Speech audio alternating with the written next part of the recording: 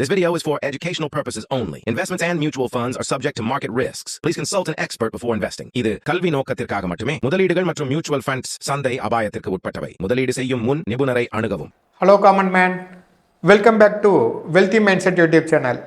Wish you very happy new year 2026 for all our subscribers. இந்த வருஷம் நமக்கு கண்டிப்பாக நல்ல வருஷமாக இருக்கும் அப்படின்னு சொல்லி நம்புவோம். நம்மளுடைய நிதி இலக்குகள் எல்லாம் கண்டிப்பாக போய் அடையணும் அப்படின்னு சொல்லி நம்ம ஒரு ப்ரே பண்ணிவிட்டு இந்த பதிவை உங்களுக்கு நான் டெடிகேட் பண்ணுறேன். உங்கள் கனவுகளை நனவாக்க 5 fingers tailor made strategy for long term wealth creation. அதாவது இந்த 5 finger tailor made ஸ்ட்ராட்டஜின்றது எங்கள் காமன் மேன் கேபிட்டலுக்கு இருக்கிற ஒரு யூனிக்கான டெக்னிக்கு. இதை நாங்கள் நிறையா ஒரு R&D பண்ணி இதுக்கு ஒரு டேட்டாலாம் அரைவ் பண்ணி எல்லா ஃபேக்ட்ஸ் அண்ட் ஃபிகர்ஸோட உங்களுக்கு நாங்கள் இதை கொடுக்க போகிறோம். இது முழுக்க எஜுகேஷனல் பர்பஸ்க்கானது. இதை பேஸ் பண்ணி நீங்கள் எந்த ஃபினான்ஷியல் டெசிஷனையும் தயவுசெய்து எடுக்காதீங்க. இது டெய்லர் மேடுன்னு நான் ஆல்ரெடி சொல்லிட்டேன். ஸோ இது ஆளுகளுக்கு தகுந்த மாதிரி இது மாறும். ஒரே ஒரு டேட்டா வச்சுக்கிட்டு நீங்கள் எல்லாருமே உங்களுக்கு தகுந்த மாதிரி டெசிஷன் எடுக்க முடியாது. நீங்கள் எந்த ஒரு நிதி டெசிஷனையும் எடுக்கிறதுக்கு முன்னாடி ஒரு ஃபினான்ஷியல் கன்சல்டண்ட்டை அணுகுங்க. அதுக்கு முன்னாடி நீங்கள் இதை எல்லாத்தையும் நல்லா படித்து தெரிஞ்சுக்கிட்டு புரிஞ்சுக்கிட்டால் மட்டும் நீங்கள் அடுத்த ஸ்டேஜை எடுத்து வைங்க அப்படின்னு சொல்லிட்டு நம்ம பதிவுக்குள்ளார போகிறோம்.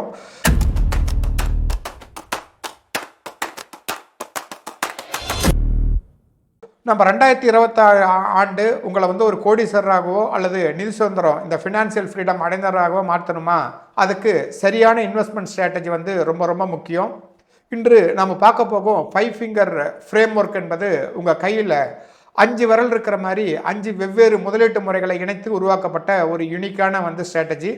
ஏன் இந்த 5 finger ஸ்ட்ராட்டஜி வேணும்? நிச்சயமாக இப்போ உங்களுக்கு தற்போதைய முதலீடுகளில் இந்த 5 finger ஃப்ரேம் ஒர்க் அடிப்படையில் ஆய்வு செய்து 2026 ஆண்டுக்கான ஒரு வலுவான போர்ட்ஃபோலியோ உருவாக்க நாம் திட்டமிடலாம். ஸோ இந்த உத்தியின் முக்கியமான சிறப்பம்சமே ரீபேலன்சிங்கு மற்றும் ஈக்குவல் அலோகேஷன், அதாவது மறுசீரமைப்பு மற்றும் சமமான ஒதுக்கீடு. உங்கள் போர்ட்ஃபோலியோவை மாற்றி அமைக்க உதவும் சில முக்கியமான தகவல்கள் இப்போ நான் கொடுக்குறேன். ஸோ 5 finger ஃப்ரேம் ஒர்க்கு, அதாவது நிதி ஒதுக்கீட்டு முறை அப்படி என்னென்னா, உங்கள் கைவிரலில் 5 விரல் இருக்கும். அதில் 5ம் ஒரே மாதிரி இருக்கிறதில்ல. ஆனால் 5 சேர்ந்து இருந்தால் தான் நமக்கு வேலையை சிறப்பாக செய்ய முடியும். அதுபோல தான் முதலீடும். ஸோ இந்த உத்தியின்படி உங்கள் மொத்த ஈக்விட்டி முதலீட்டை பின்வரும் பாணியில் சமமாக நீங்கள் பிரித்து போட்டுக்கணும். அதாவது குவாலிட்டி, ஒரு வலுவான மேலாண்மை மற்றும் கடன் இல்லாத நிறுவனங்கள், உதாரணத்துக்கு UTI flexi cap fund. Value, தற்போதைய பங்கு சந்தை மதிப்பை விட குறைவாக கிடைக்கும் பங்குகள், உதாரணமாக ICICI Pru value discovery fund. அப்புறம் க்ரோத் அட் ரீசனபிள் ப்ரைஸு, இது வளர்ச்சியும் விலையும் சமமாக இருக்கும் பங்குகள், உதாரணத்துக்கு Parag Parikh flexi cap fund. So mid and small cap, நீண்ட காலத்துக்கு அதிக லாபம் தரும் வளர்ந்து வரும் நிறுவனங்கள், உதாரணத்துக்கு DSP மிட் கேப் ஃபண்டு இல்லை நிப்பான் India growth mid cap fund. இதெல்லாம் இதுக்கு அடுத்தது குளோபல் எக்ஸ்போசரு, இந்தியாவிற்கு வெளியே உள்ள நிறுவனங்களில் முதலீடு செய்து நமக்கு இந்த ஜியோ ஆர்பிட்ரேஜ்னு சொல்லக்கூடிய புவியியல் ரீதியான பாதுகாப்பை பெறுறது, உதாரணத்துக்கு கிஃப்ட் சிட்டி. ஸோ இந்த 5லையும் உங்கள் பணத்தை சமமாக ஒவ்வொன்றிலையும் 20% நீங்கள் பிரித்து முதலீடு செய்கிறது தான் இந்த 5 finger ஃப்ரேம் ஒர்க்கோட ரகசியம். ஸோ நீங்கள் 5 டிஃப்ரெண்ட் ஃபண்டு இருந்தால் போதும். எத்தனை கோடி மட்டும் உங்களால் பண்ண முடியும். போடுற 1 லட்சம் 2 லட்சத்துக்கு 10 ஃபண்டு, 20 ஃபண்டு, 40 ஃபண்டு, 50 ஃபண்டுன்னு சொல்லிட்டு போகாதீங்க. ஏன்னா ஒரு 100 கம்பெனி தான் லார்ஜ் கேப்பு, 101லேருந்து 250 பார்த்தீங்கன்னாக்கா மிட் கேப்பு, அதுக்கு கீழே இருக்கிறது எல்லாமே ஸ்மால் கேப்பு. நீங்கள் எந்த மியூச்சுவல் ஃபண்டு கம்பெனி எடுத்துக்கிட்டாலும் இந்த டாப் 250லையும் அடுத்து இருக்கிற 250லையும் தான் மிக்சிங் ஆஃப் ஃபண்டு இருக்கும். ஸோ நீங்கள் 4-5க்கு மேலே வாங்கிட்டு போனீங்கன்னாக்கா அது ஓவர்லாப் ஆகிட்டே தான் போகும். உங்களால் கண்டிப்பாக ஒரு உருப்படியான ரிசல்ட் கொண்டு வரவே முடியாது. ரெண்டாவது நீங்கள் 1,00,000 ரூபா போட்டு அதில் வந்து ஒரு 30% 40% வந்துன்னா 30,000 40,000 பார்க்கலாம். 10,000 நீங்கள் 10 கம்பெனியில் போட்டிங்கன்னா ஒன்று 30% கொடுத்துருக்கோம், ஒன்று 2% கொடுத்துருக்கோம், ஒன்று 5% மைனஸில் போயிருக்கோம். ஸோ நீங்கள் எங்கேயுமே போக மாட்டீங்க, இருந்த இடத்த விட்டு பின்னாடி தான் போயிட்டு இருப்பீங்க. இதுதான் நான் வழக்கமாக சொல்கிற பதில். கடந்த 20 ஆண்டுகளில் டாப் எக்கானமி ஜிடிபி புள்ளி விவரங்களை வந்து இப்போ நான் உங்களுக்கு சொல்கிறேன். உலக பொருளாதாரத்தில் நாடுகளோட செயல்திறனை புரிந்து கொண்டு அந்த வெவ்வேறு காலகட்டங்களில் எந்தெந்த நாடு முதலில் வகித்தது அப்படின்னு சொல்லிட்டு இப்போ நான் உங்களுக்கு சொல்கிறேன். 2012 இந்தியா வந்து 32% ஜிடிபி வந்து வளர்ந்தது. அதில் 2வது இடத்துல வந்து சைனா இருந்தது, 3வது டோட்டல் ஆசியா இருந்தது, 4வது வந்து யூரோப் இருந்தது. இந்த மாதிரி 2016, 17, 20 பார்த்தீங்கன்னா இந்தியா இல்லை. அடுத்தது 2022 தான் 8% ஜிடிபி. அதாவது இந்த 2 கோவிட் வேவ் முடிஞ்சு அடுத்தது எல்லா கண்ட்ரிஸும் ஒர்க் பண்ண ஆரம்பிச்சப்ப இந்தியா வந்து 8% வந்து மைனஸில் இருந்தது தான் இருக்கிறதுலே அதிகமான வளர்ச்சி. மீதி எல்லா கண்ட்ரிஸுமே -15, -18, -20 இந்த மாதிரி தான் இருந்தது. ஸோ கடந்த 10 வருஷத்தில் பார்த்தீங்கன்னா இந்தியா 2 தடவை தான் ஃபஸ்ட் இடத்துல வந்திருக்கு. மீதி ஒரு 6 தடவை யூஎஸ்ஏவும், மீதி ஒரு 4 தடவை வந்து சைனாவும் வந்திருக்கு.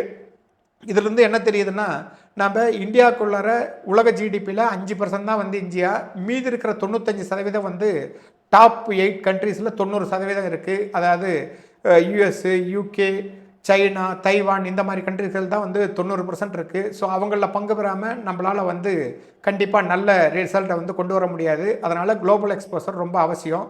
பெஞ்ச்மார்க் குடியீர்களை விட அதிக லாபம், அதாவது இந்த கிராஃப் டேட்டா வந்து உங்களுக்கு நான் காட்டுறேன்.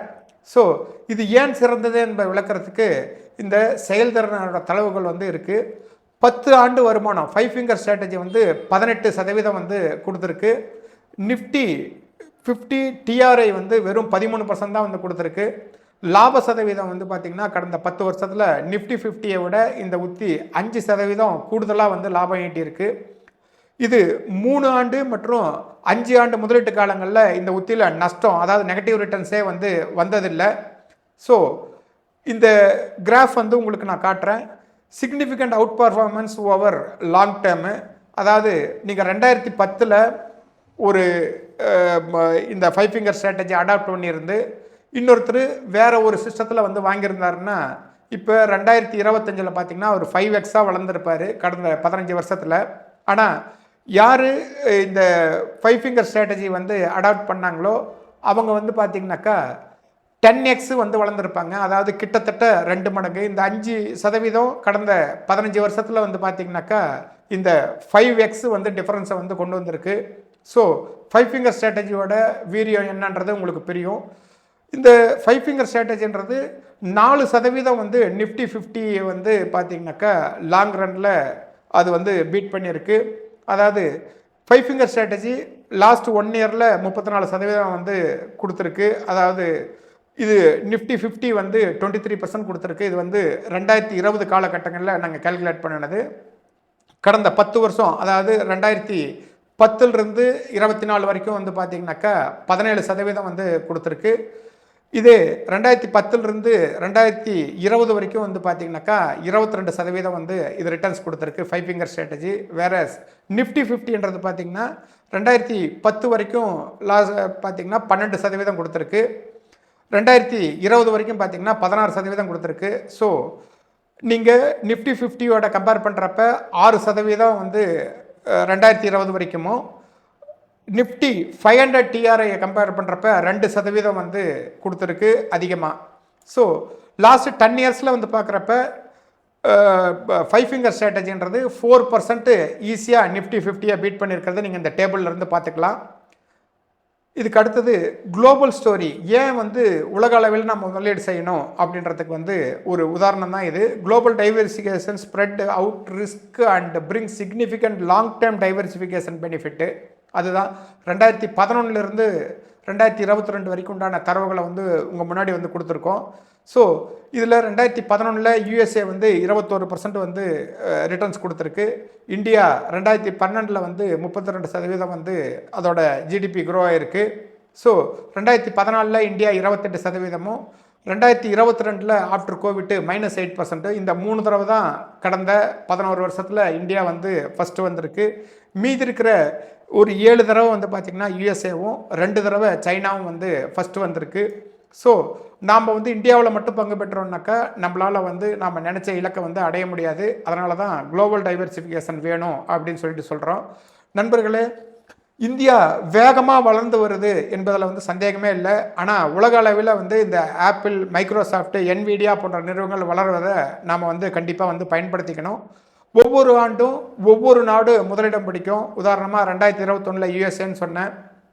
இந்தியா வந்து 20% கொடுத்தது. இந்த உங்கள் போர்ட்ஃபோலியோவில் குளோபல் எக்ஸ்போசர் இருந்தால் மட்டும்தான் இது போன்ற ஏற்ற இறக்கங்களை வந்து உங்களால் சமாளிக்க முடியும்.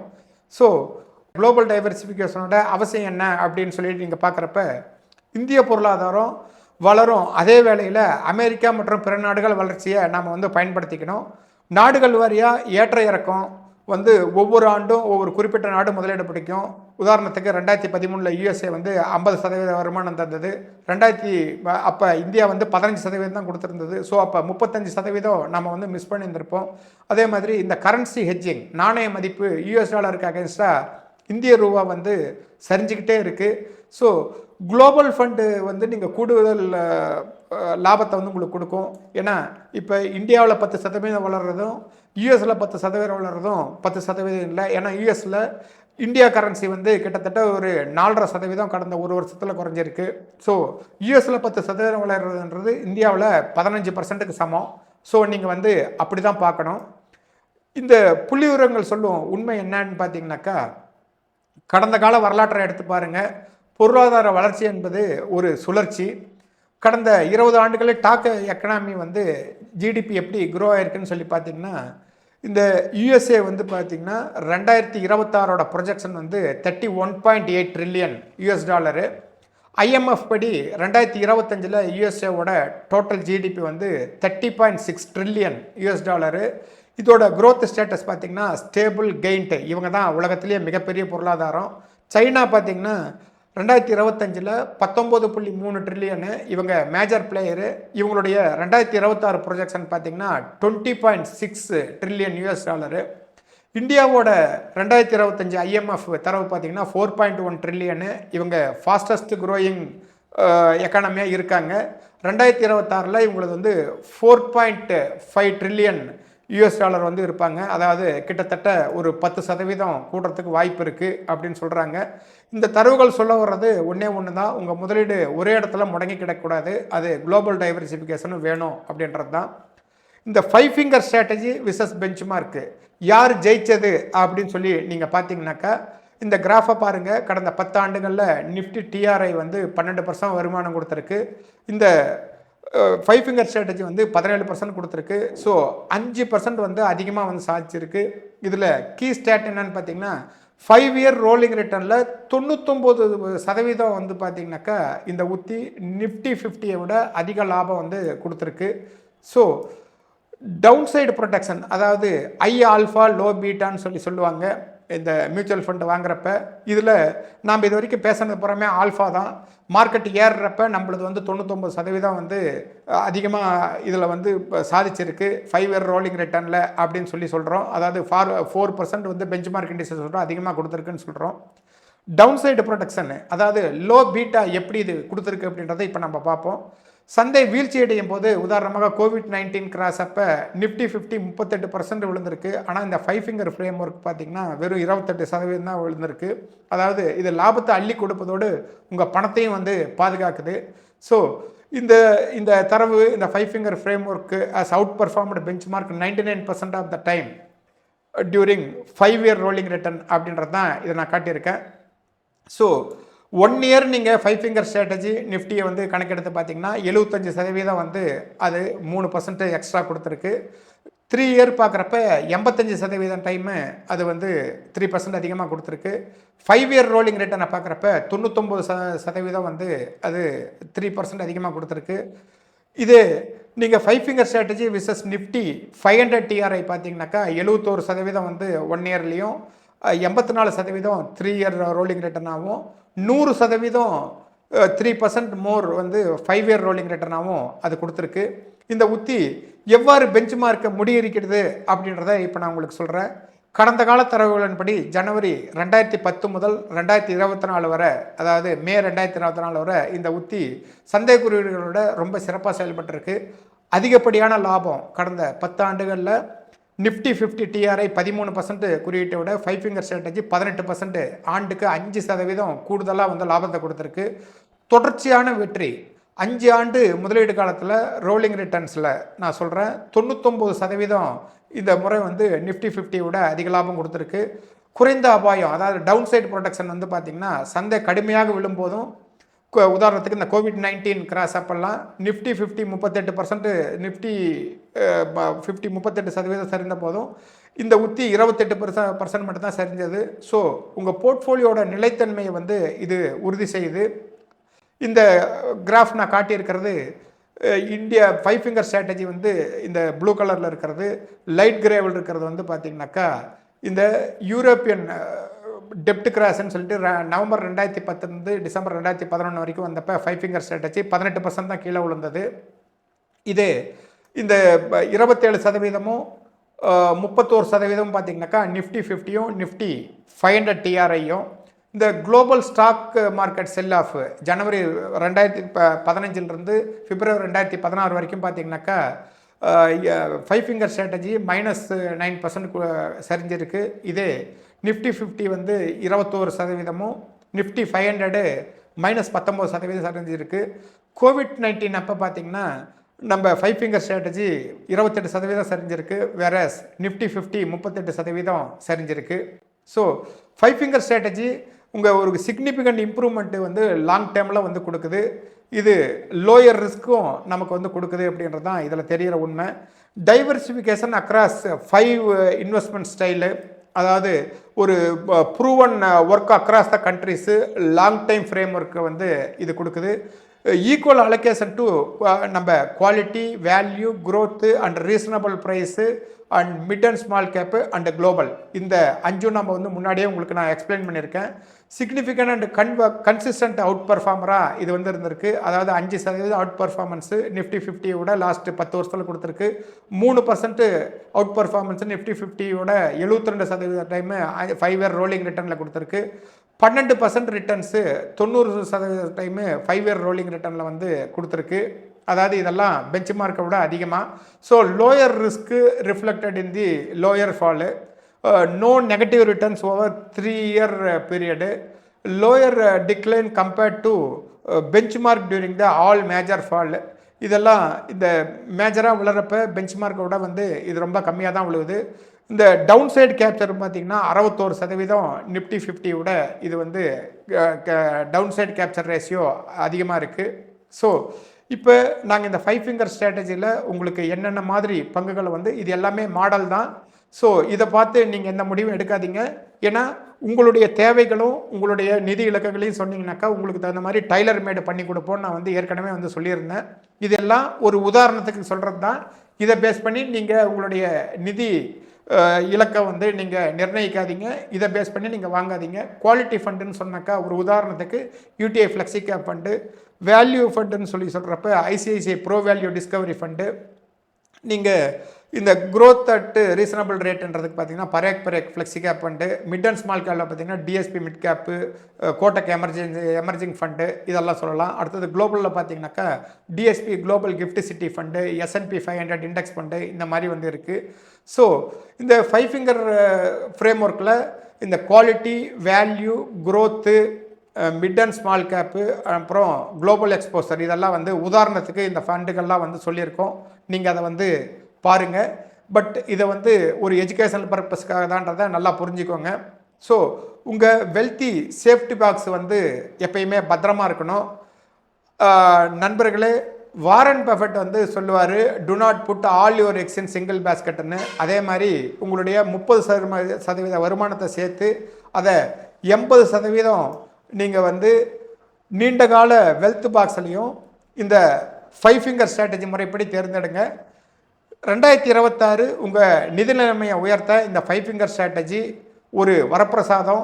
மேலும் ஆலோசனைகளுக்கு நீங்கள் காமன் மேன் கேபிட்டலில் வந்து தொடர்பு கொள்ளுங்கள். இந்த பதிவு உங்களுக்கு கண்டிப்பாக பிடிச்சிருக்குன்னு சொல்லி நம்புகிறேன். பிடிச்சிருந்தா இதை லைக் பண்ணுங்கள், உங்கள் ஃப்ரெண்ட்ஸ் அண்ட் ஃபேமிலிக்கும் ஷேர் பண்ணுங்கள், அவங்களையும் பார்க்க வற்புறுத்துங்க. நான் மீண்டும் சொல்கிறது என்னென்னா, 5 ஃபிங்கர் ஸ்ட்ராட்டஜின்றது எல்லா நேரத்துலையும் இது வந்து பர்ஃபெக்டாக ஒர்க் ஆகக்கூடியது தான். ஆனால் நீங்கள் வந்து உங்களுடைய ஃபினான்ஷியல் கோல்ஸ் எல்லாம் சொல்லி உங்களுக்கான டைலர் மேடாக நீங்கள் வந்து ஒரு போர்ட்ஃபோலியோவை க்ரியேட் பண்ணிக்கோங்க. இதுதான் நான் உங்களுக்கு கொடுக்குற ரிக்வெஸ்ட்டு. நன்றி, வணக்கம்.